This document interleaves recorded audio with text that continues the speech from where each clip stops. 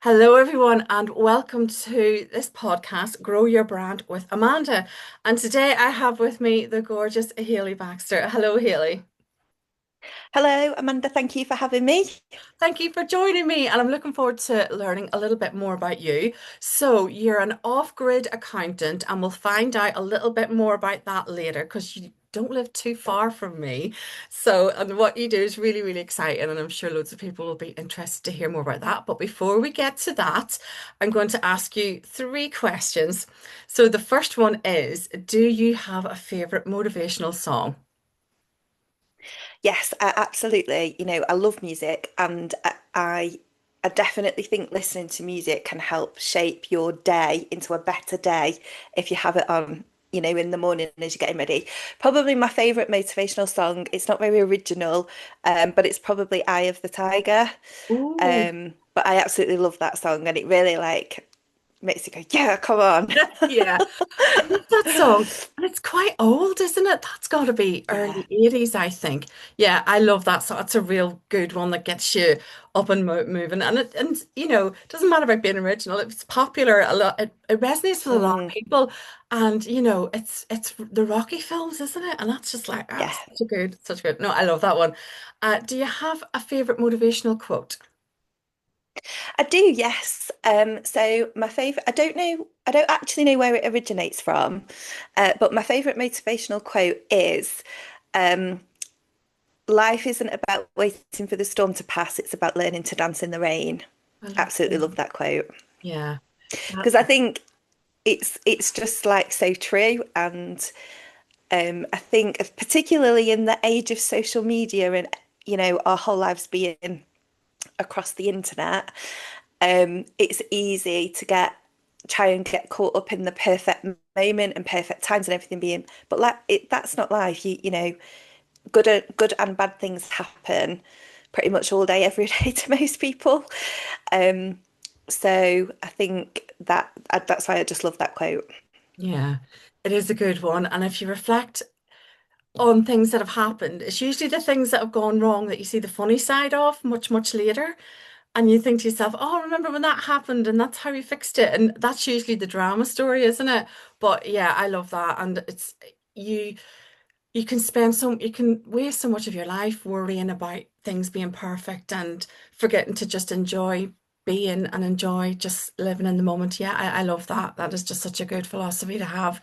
And my final question is just simply because I'm keeping an eye out for my cats. I can hear them scratching at the door.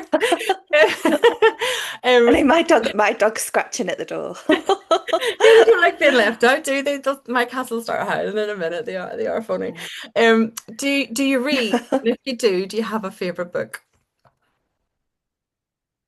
Yes, I do. I do read. I read a lot. I love reading. I probably I don't think I have a favorite book. I have books that I've read recently that I've really enjoyed. Um, is one of them would be the Jimmy Carr. Before I think it's called Before and After or Before and Laughter, something like that. That's a really good book. I don't know if you're a Jimmy Carr fan or if people are not, but it's actually I think you see a different side to him if you haven't already read it. Yeah. I've never read, and he's very, very funny and he's very dry and he has made me laugh. I didn't know he'd written a book actually. Um, Yeah. But I love it when comedians make other comedians laugh. And I think it's really interesting that you said you see a different side to him. That would be interesting as well. Yeah, I might just read that one actually. That sounds like a Yeah. really good one. I like the story behind the person and how he got to where he is. Yeah, and it's definitely that. And, he shares lots of bits of wisdom and things along the way, which, and there is humor in it as well, which that's me all over. I don't, that should be, really, there should be a quote in life that's something about fun because I definitely, I think just having fun and laughing particularly is a really good thing to have in life and to try and to bring into every bit of your life, particularly running a business. Yes. Um, you definitely have to have that. So for me, a book with a bit of humour like that is really good. Yeah.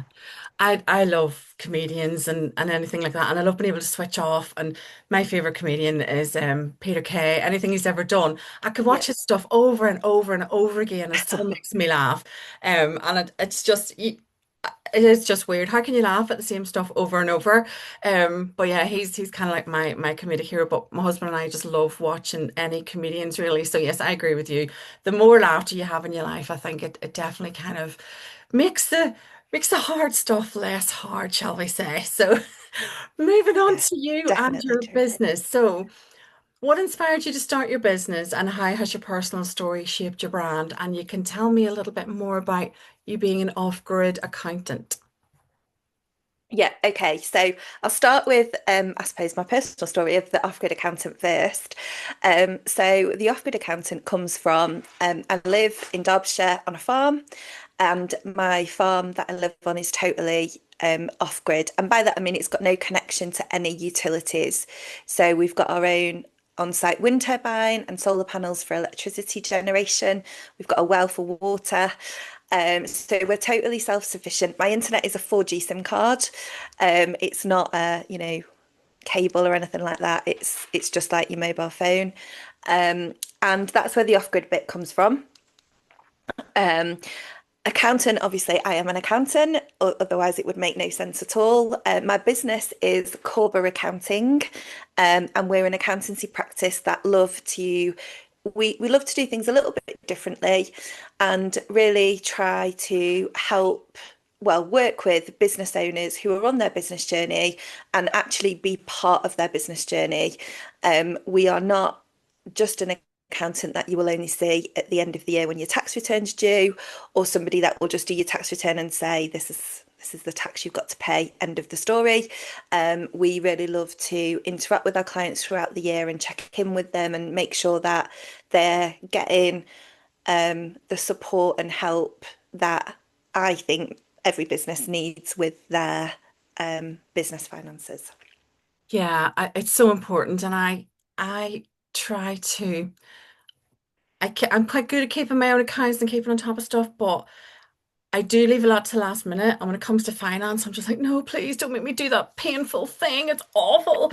And I think people like you are gold dust because having a good accountant, it's like having it's part of your team, isn't it? Having an extended Yeah, member of your team that can it advise is. you on what you need to do and ways you can be more efficient and things that you should be including in your finances.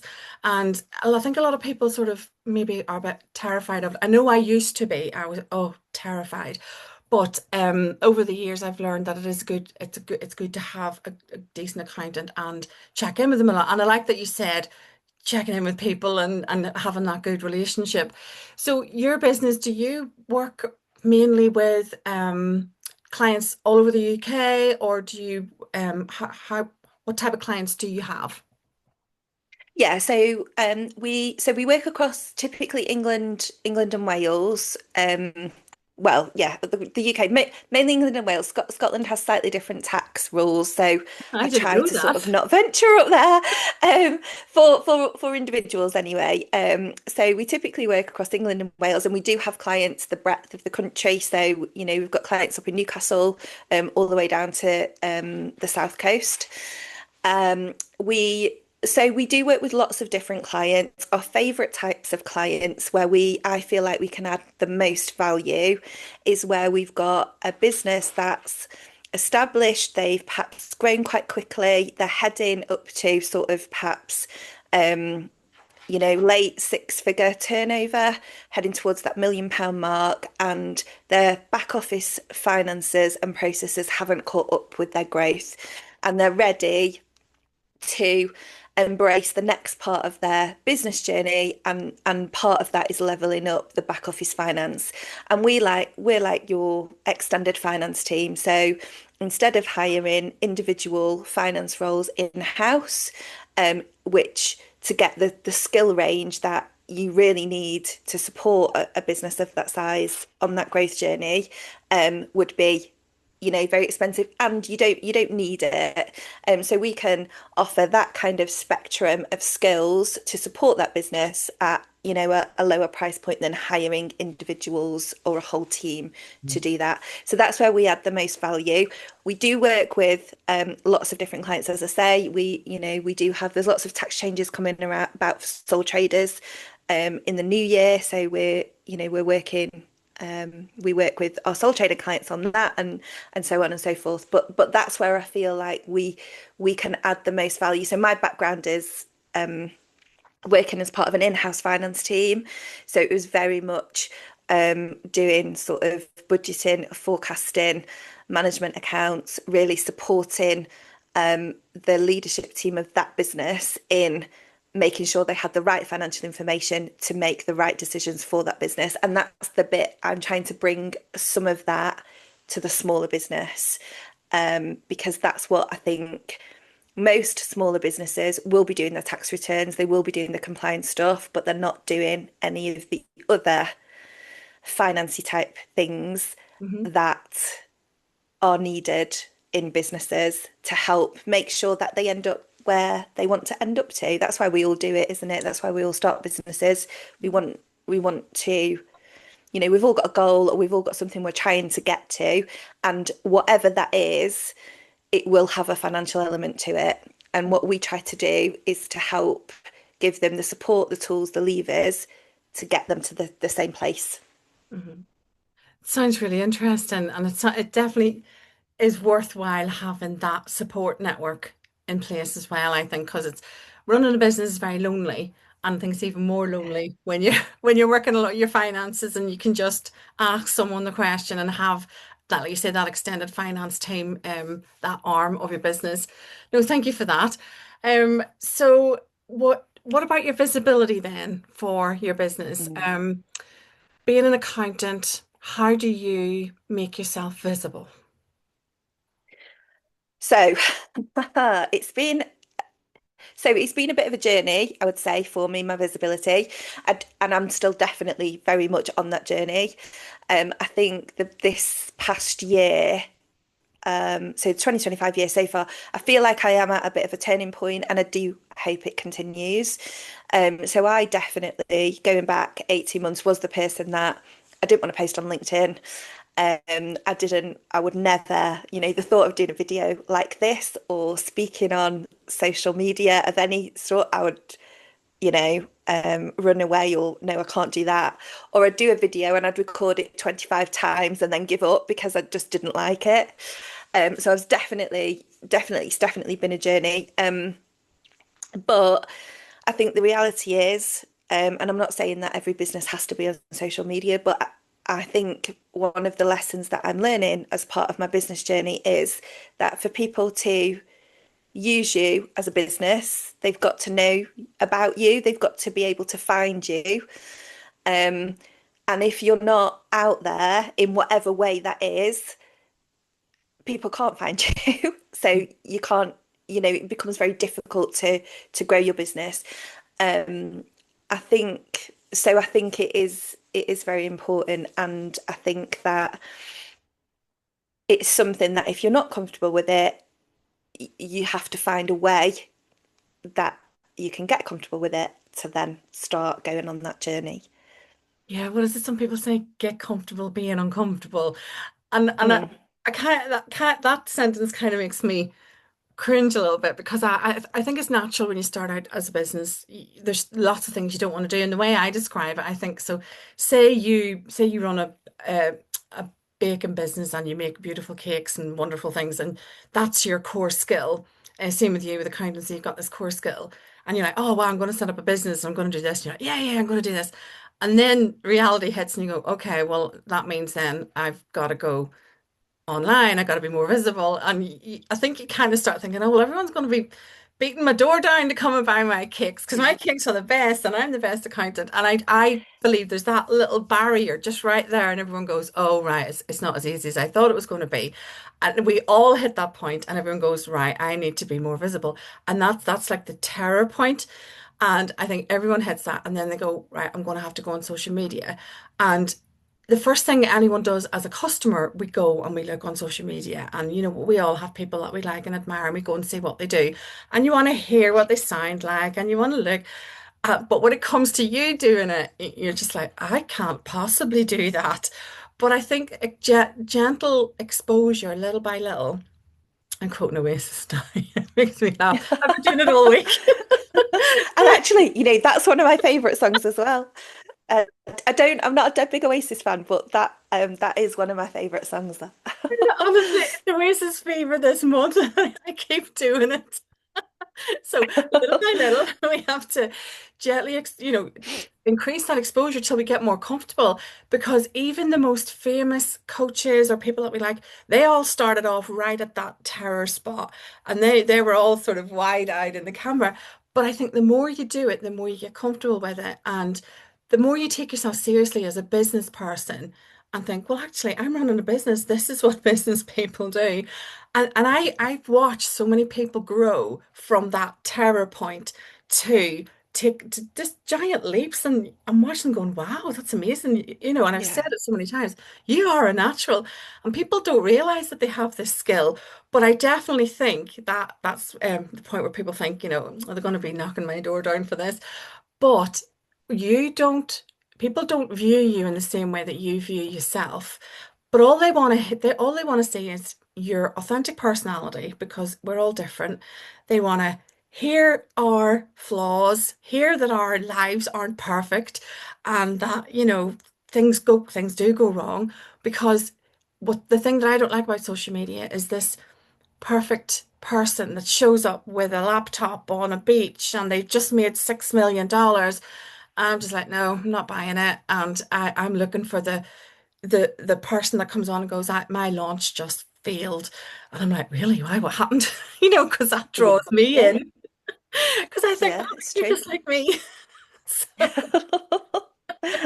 I think it's the reality though, isn't it? I think anybody that has never had business things like that, either they're not being truthful or they've just been very, very, very lucky. yeah, And I do mean lucky. I don't mean they did everything right. I mean lucky. Because yeah. it's just that's not how it works, is it?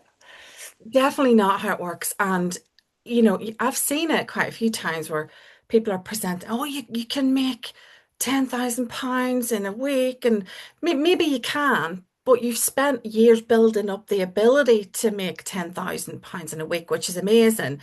But I just think there's a lot of graft that goes in before that. But part of it Yeah. is building your personal brand and building up that confidence to go, here I am, this is me, this is my product. And there's like a barrier that you have to go through to be comfortable. And not everyone does it. And there are successful businesses that don't do social media, and that's absolutely fine. They're more sort of in person. But for me, social media, it's free. Why not use it? Learn all you can, connect well, and just build that there. It's a gift right there in your hands for free. So that's my view on it. Just use it. It's there. But there's so many people out there that we can learn from. Again, it's free resource. Why not do it? So Mm. when did you think that you had to be more visible? What was your turning point in that case then? When did you think, haha, I need to get good at this? I think I think it was probably at the beginning of 2024. And I think that was when I'd been on in 2023, I'd been on a bit of a journey. So when I first started my business, I did a lot of contracting work. And one of those projects ended during 2020, I think 2022. No, sorry, mid 2023. And so during 2023, I'd kind of been on this bit of a journey about what did I want to do? Did I want to continue doing contracting work, or did I actually want to step into being a more traditional practice and trying to bring that kind of corporate finance team to the smaller business owner. So I went on a bit of a journey in 2023, and I think that was what I wanted to do. That was the decision I made that I wanted to do it. So I think when it got to going into the 2024 year, I was like, you know what? If I want to do this, I'm going to have to do that. I'm going to have to, get comfortable with it and just get over whatever and it is, it's probably a fear in a way. And um, I don't really know what I was scared of. Because like you say, you sort of think you do in your own head, sometimes you can have this I image, and it's exactly what you said, that you're just gonna suddenly go viral, and millions of people are going to see you do this thing, and then they're all going to have an opinion of it, and it's just going to be a horrendous experience. And you know what, wouldn't that be great if that did happen? The first time you you started doing these things, that would be amazing. But the truth is that's not what happens. No. You're lucky if two people see it. So it's, and I think then that gives you the, once you kind of get over that in your head. And also, I think the big thing with LinkedIn, and it definitely was with me, and I've heard other people say this as well, is that LinkedIn, and I know, I think Amanda, you've probably similar with this in a way, probably not with the fear factor though, but like LinkedIn is like, can be very corporate. So all of the people when I was employed in my corporate role, they were all my connections on LinkedIn at that Mhm. time. And you sort of feel like, oh my God, what are they going to think? Are they going to think this? Uh-huh. Like, and I don't know why that properly was a big thing for me with LinkedIn. Um, and you know what happened? The first time I actually put a post out um, on this new journey, the chief executive officer of that business, and it's quite a big business, she liked it. And I was like, oh, like, what was I even scared of? And like some of some of my old colleagues, they're always, they comment and they're really supportive. So I've not had, all of that fear that I had about it was just completely irrational.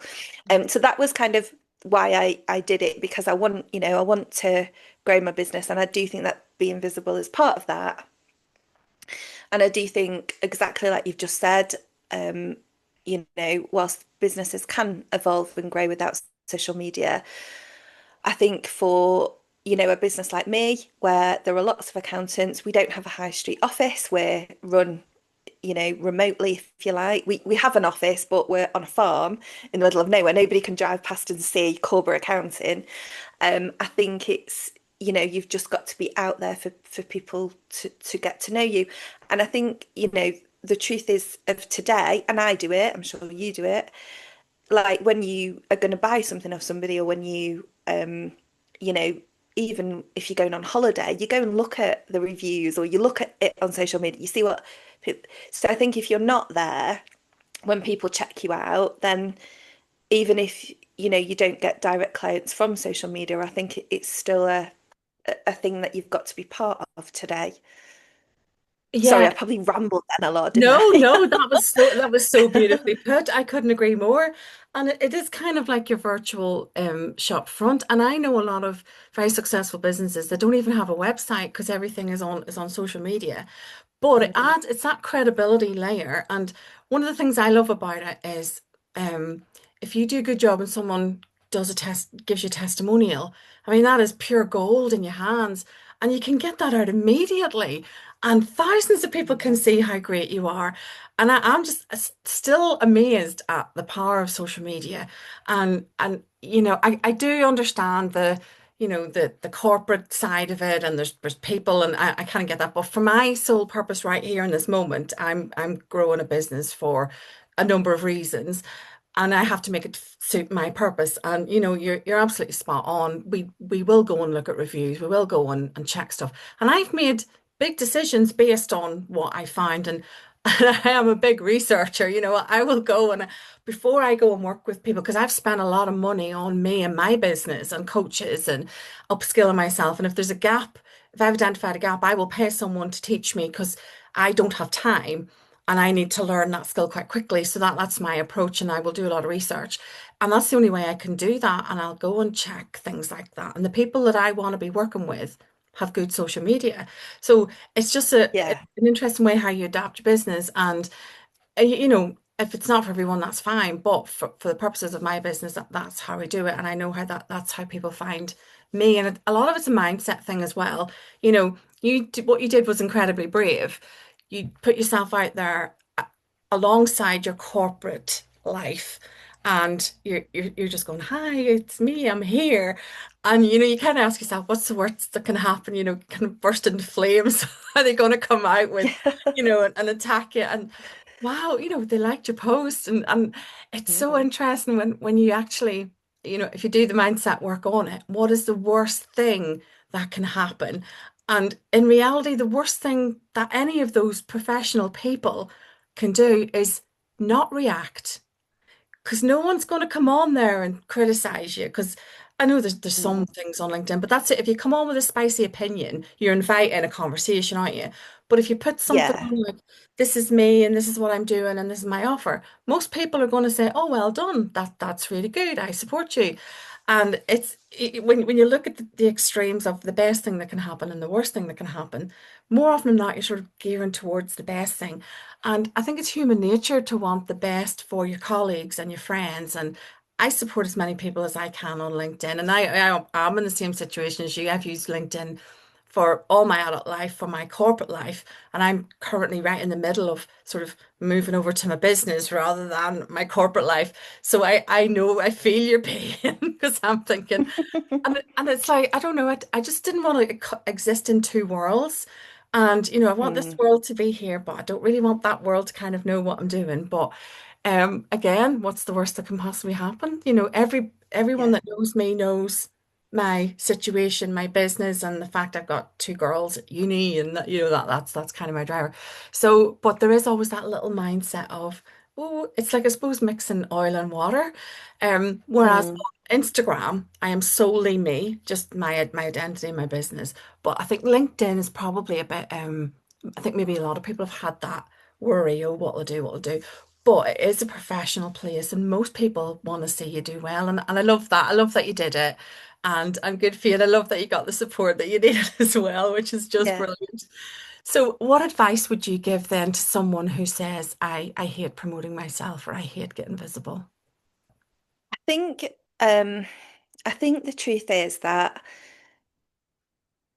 this like I'm not very good at being sympathetic. That's probably not the right way to put it, but I just think you just have to get over it and do it. And that's it. I think that's what it comes down to. I think you just have to make yourself do things that you perhaps don't feel comfortable doing. And it's exactly like you just said, get comfortable being uncomfortable. And it comes down to what, I I want this my business to be really successful. Um, and if making it really successful means I've got to do those things that I don't feel very comfortable doing, they're not like really bad, awful things or anything like that. It's something that millions and millions of people do every single day. Like you've just got to do it. You've just got to get out there. You just do it. You just got to get over it, put it out there, go through the pain barrier and come out of the other side almost. Um, and I actually think by doing that, even if you only do it on one thing, like now I've almost like gone the total opposite. I'm just like, yes, I'll do that. Yes, I'll do this. Yes, I'll just like if someone says to me, will you come and do this talk or will you show up on this or will you, I'm just like, yes, because I just think, well, like one, it's only going to make me grow as a person or help me grow as a person. Two, it's going to help my visibility because I'm out there doing something on another thing. Um, and three, I think that, actually some of the things you do like end up being the best things that you do that if you were just too scared to do it, you would miss out on that. Like I've met so many people or made, connections with people or, just because I have got over that and put myself out there, put myself in situations that, 2 years ago I would have run hiding under a rock from. And I think when you start to see when you start to see that those benefits, even with people like I've met, some have met, the business friends I've made and things like that, it's, they're part of my life now. And it like that's something that had you not, done that, it just wouldn't exist. So it's certainly in my experience, it's massively been worth that doing. Yeah, and I I don't know what I waited for. Yeah, exactly. Yeah, and it is kind of gearing yourself up and maybe that gentle exposure doing a little bit and a little bit. But when an opportunity presents itself, if you hesitate, your competitors aren't. And I always think if you're prepared to do what others aren't, that's the measure of success. you've got to be able to. And I always kind of compare it like, get in the ring with everybody because they're the ones that are doing the stuff that other people are too afraid to do. And what's the worst that's going to happen? If you're asked to do a talk, you can prepare in advance, you can bring notes. And the gift of being asked to do a talk is you control the narrative. You know exactly what you're Mm. going to say. It's all about stuff that you know. You are literally the expert in the room. And any opportunities that come your way is the perfect opportunity to advertise your business to a willing audience that's going to sit and listen to you for about 20 minutes, all of those things. Yeah, And the very best reward then is when you do something that terrifies you, and terrify is probably a really strong word. You feel terrified beforehand, but when you've done it, I think you feel so elated and so proud of yourself that you're just thinking, oh wow, I did it, I did that scary thing. And then that's when yeah, it's not scary, and then you get to do more and you get to do more. But that feeling of, oh wow, I did it, I think is amazing. And to be, yeah. it's an absolute honor to be in that position when someone says, will you come and talk to this group about XYZ? But definitely if you're hesitating, your competitors aren't there. They're there doing it. No. Yeah, it's true. And I can remember, so I started my business back in 2019, and I can remember there were some really big, um, big social media, what's the word, like personalities? I don't know if that's the right word. Oh, Um, influencers, like, Influencers, yeah. yeah. Yeah, I suppose they are. That started, I can remember following their accounts back then and thinking, oh, I want to do this or want to do that, or, wouldn't it be good if I did that? And I didn't do it. And then I look at some of their accounts now and I'm just like, perhaps if I had, not that that's my goal in life. My goal in life is to make my business successful. Um, but if I had done that then, would it be different now? Because I didn't, I just kind of played it safe a little bit and just stayed in my comfort zone and, Yeah. did my contract work and Yeah. yeah, Well, so now good. now you have that awareness and you're prepared to go outside your comfort zone. I'm sure there's lots of sayings about, the success outside your comfort zone. But now you have that awareness. Every little movement beyond that is you said it yourself, you grow as a person, you're growing as a business person. Mm, Each little risk is bringing you closer and closer to making your business be that little bit more successful. And, I think there comes a point where you, as a business owner, there's nothing left that you won't have done, if you know what I mean. There's only so many scary scenarios. And the more talks that you do, the more podcasts you go on, the more stages, it doesn't get any more scary than that. I suppose if you're doing a TED talk, can you imagine a big thousands of people in the room? Yeah, I think that would make the most confident person quake in their boots. But maybe that's on the cards for you. Who knows? we'll see. I don't know yet. I've not. I've only done a couple of actual speaking, and more been panel events. So, but this year that is going to change. So I've got a couple of things lined up Oh, that's later in the year where I'm amazing. going to be speaking in person. So, only to maybe like 100 people, not thousands. So That's we'll see how that that's goes I mean, first. that's not a small crowd. That's quite significant. Good for you. That's pretty incredible. Before we find out where we can find out more about you online, tell me a little bit more about your off-grid. So, does your internet work off one SIM card, and do you ever have any problems with it? So it does. It does work off one SIM card, yes. We do have hard wires around the house, rather than it just being a Wi-Fi connection. Um, do I have problems? Sometimes, for the most part, it's really good. It windy when it's really windy, depending which way the wind's blowing, it can sometimes interfere with the signal then. But generally, for what it is, and bearing in mind I do most things online, Yeah, it's really I can't complain about it at all, really. that's amazing. I didn't even know you could do that. So, your water, you live in Yes, Buxton, and you have to. yes. Well, how do you access your water then? Have you got pumps? What way So does that? we've got so we've got a spring, a natural spring. So Oh we live on wow! on a hill, Uh-huh. or just at the side of a hill. And it's actually the hill where the real Buxton spring water that you can buy in a bottle is filtered through that hill, but they get it from the other side of the hill from our house. But we have our own spring, um, and it collects in, we call it a well, but it's essentially just a collection point for it. And then it's pumped up, filtered and pumped up to the house. Uh-huh. We did have a year where the well got very low and we did have to buy some water in a tanker and backfill the well because there was a problem and it got blocked and we thought we were going to run out of water. But yeah, we've made some changes now and that's how we get our water. Oh wow, it's doable. And then you have solar panels, did you say? So and that Yes. holds electricity?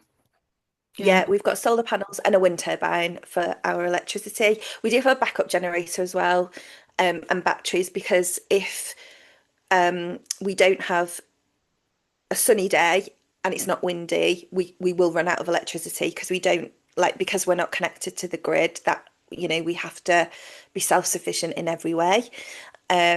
Luckily that doesn't happen too much. And when we first moved here, there was only the wind turbine, so we didn't have solar panels.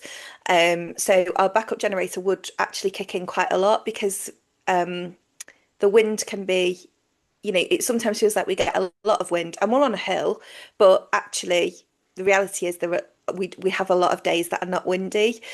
So quite often then the generator would kick in, which is it's diesel. So, we'd have to buy diesel and it's not really good. It's pumping out all sorts of rubbish.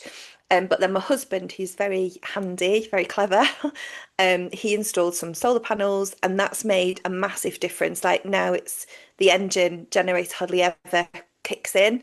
And particularly this time of year where we've got the longer days, we've almost got too much electricity sometimes. That's So amazing. yes, it's all there. Yeah, I love that. It's so fantastic. And it's just such it's an interesting business setup. And I'm wondering Yeah. the fact that I asked you about your Wi-Fi first.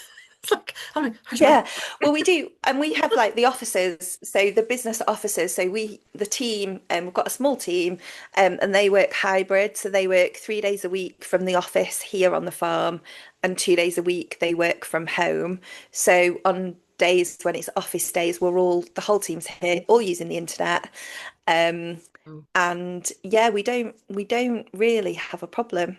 So if anybody wants accounts done by the power of the wind and the sun, Yeah. then we are the people to get in touch with. Well, there's a lot of corporate social responsibility Yeah, obligations to yeah, it's fulfill. true. It's very true. Oh, And you know what's interesting? If you came to my house, you wouldn't know any different. If you didn't know, you would just come in and, turn the lights on and go to the tap and get water. You wouldn't there wouldn't be anything yeah. obvious, I don't think, where you'd be like, oh, that's odd. Mm. So it's That's amazing. it's I love yeah, it it. is interesting. It's so fascinating. It really is. Thank you for answering first. So, where can we find out more about you and your business online? So you can find me on LinkedIn, Haley Baxter. My business is Corbar Accounting, so Corbar. And so you can find us. Our website is corbar.uk, or we have channels on LinkedIn, Instagram, and Facebook. And you can also connect with me on Instagram. And on Instagram, I am at the Off-Grid Accountant. I will So put those those are the main links. places. Yeah, I will put those links in the show notes. Thank you so much, Haley. It's been so fascinating talking to you. I could talk to you for hours. Just so Oh, interesting. thank you. Thank you so much for joining me.